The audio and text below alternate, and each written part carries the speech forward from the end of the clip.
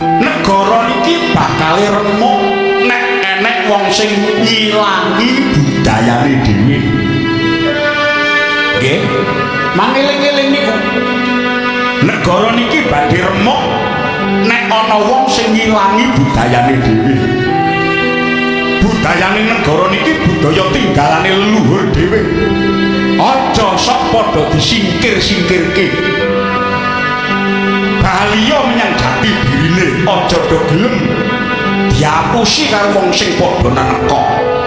Luwih utama ngajeni leluhure dhewe timbang aji-aji leluhure wong liya sing urung karuwan.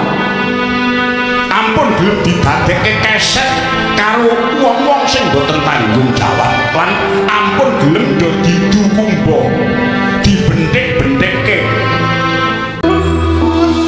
Aja bilang